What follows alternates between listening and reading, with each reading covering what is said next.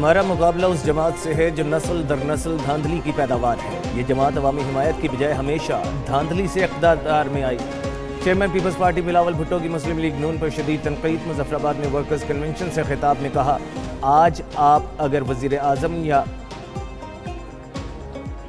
وزیر اعلیٰ پنجاب ہیں تو درجہ فارم 44 کی وجہ سے۔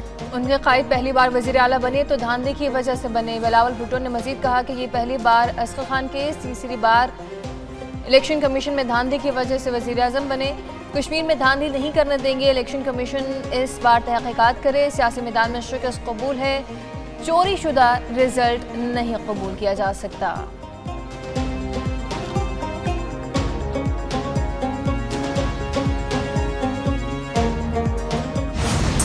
بلاول نے کل کسی کا گلا پکڑا پھر رات پاؤں پکڑ کے بیٹھے رہے۔ وزیر اطلاعات پنجاب عظمہ بخاری کا پیپلز پارٹی کو جواب، کہا یہ بلیک میلنگ سے 18 سال سے سندھ پر قبضہ کر کے بیٹھے ہیں، یہ سندھ میں اپنی کارکردگی نہیں بتا سکتے، کشمیر میں کیا بتائیں گے؟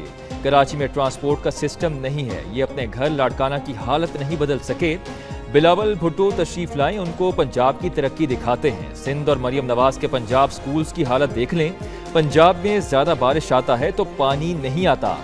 کشمیر کے عوام نے ووٹ کے ذریعے اپنا فیصلہ سنایا۔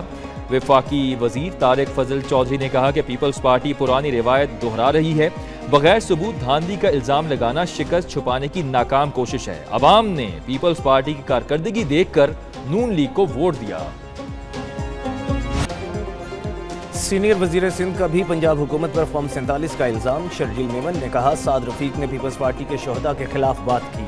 خواجہ آصف نے کشمیریوں کی تذلیل کی، ان کی وزیر اعلیٰ دھاندلی کے ذریعے خیراتی مینڈیٹ پر بیٹھی ہے۔ مسلم لیگ نون اب آزاد کشمیر میں دھاندلی کے ذریعے آنا چاہتی ہے۔ نون لیگ کو عوام کے ووٹ پر ڈاکہ نہیں ڈالنے دیں گے۔ کراچی میں چیلنجز ہیں کیونکہ یہ ایک شہر نہیں پورا ملک ہے۔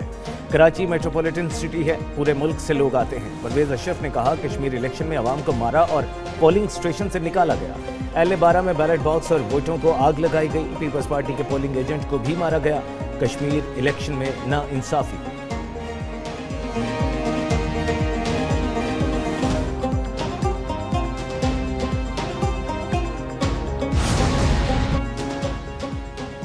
سیکیورٹی فورسز کی بلوچستان اور خیبر پختونخوا میں کارروائیاں، 32 دہشت گرد ہلاک۔ ISPR کے مطابق خیبر پختونخوا کے مختلف علاقوں میں آپریشنز میں فتنہ الخوارج کے 24 دہشت گرد ہلاک۔ بلوچستان کے ضلع نوشکی میں فتنہ ہندوستان کے 8 دہشت گرد جہنم واصل۔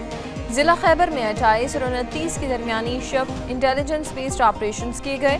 دہشت گردوں سے اسلحہ، گولہ بارود، IEDs برآمد۔ صدر اور وزیر اعظم کا کامیاب آپریشنز پر سیکیورٹی فورسز کو خراج تحسین۔ صدر آصف علی زرداری نے کہا کہ بھارتی پشت پناہی میں سرگرم دہشت گردوں کے عزائم ناکام بنائیں گے۔ وزیر اعظم شہباز شریف نے کہا کہ دہشت گردی کے مکمل خاتمے تک جنگ جاری رکھیں گے۔ سوات میں پولیس اور CTD کی کارروائی، 4 خارجی ہلاک، کئی زخمی۔ ایلیٹ فورس کا جوان کانسٹیبل گلفام بہادری سے لڑتے ہوئے شہید۔ پاک فوج، پولیس اور دیگر سیکیورٹی اداروں کا فتنہ الخوارج کے خلاف آپریشن۔ پولیس نے مٹہ کے علاقے راشد سر میں اسٹریٹجک پوائنٹ پر کامیابی کے ساتھ کنٹرول حاصل کر لیا۔ 4 خوارج نے ایک مکان میں پناہ لے کر اہل خانہ کو انسانی ڈھال بنا لیا۔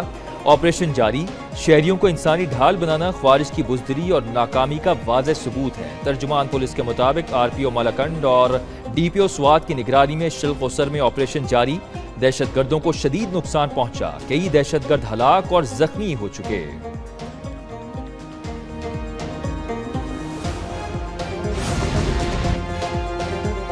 امن کے لیے جان کا نذرانہ، بلوچستان میں DSP مرید بگٹی نے شہادت کو گلے لگا لیا۔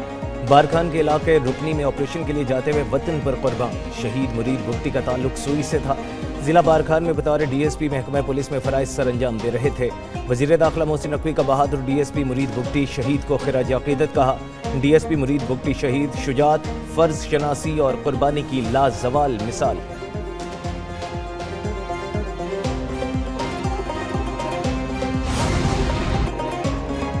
امن کے لیے جان کا نذرانہ، بلوچستان میں DSP مرید بگٹی نے شہادت کو گلے لگا لیا۔ कलदम कमेटी में मुसल्लह जत्थे शामिल, जदीद असलहा मौजूद है। सिक्योरिटी एहलकारों को हदफ बनाकर शहीद और जख्मी किया जा रहा है। तर्जुमान आज़ाद कश्मीर पुलिस SSP मोहम्मद रियाज की प्रेस कॉन्फ्रेंस, कहा पुलिस को स्नाइपर गन से निशाना बनाया गया। शरपसंदों की फायरिंग से 300 से ज्यादा एहलकार जख्मी हो चुके।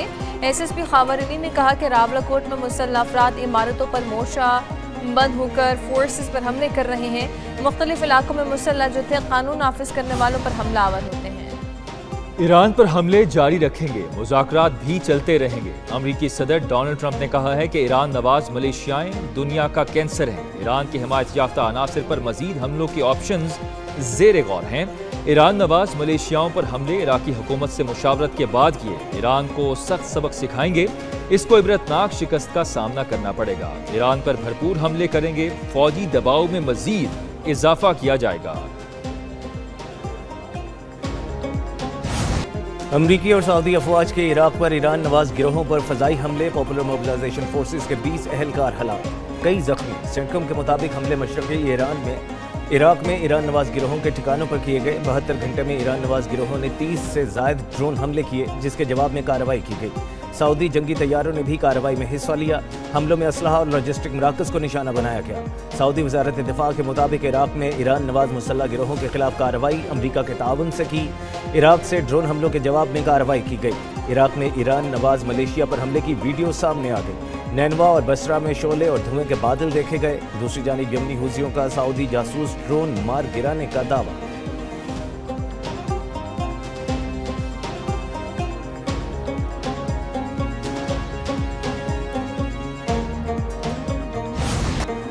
ईरान का उर्दन में अमरीकी फौजी अड्डे पर मिसाइल हमले का दावा। पासरान ने कहा कि अमरीकी एयरबेस और सेंटकॉम मरकज़ को निशाना बनाया गया।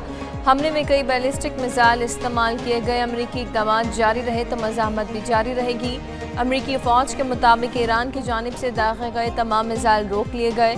अमरीकी फोर्सेस चौकस और हाई अलर्ट हैं। उर्दनी फ़ौज का ईरान से आने वाले 5 मिसाइल मार गिराने का दावा। पासरान का आबना हुर्मुज़ में 3 ऑयल टैंकर्स को रोकने का दावा। कहा तीनों ऑयल टैंकर्स को निशाना बनाकर रोका गया। टैंकर्स गैर कानूनी रास्ते पर सफ़र कर रहे थे। वार्निंग को नज़रअंदाज किया। अमरीकी अहकामात पर अमल करने वाले जहाज़ों को जवाब दिया जाएगा।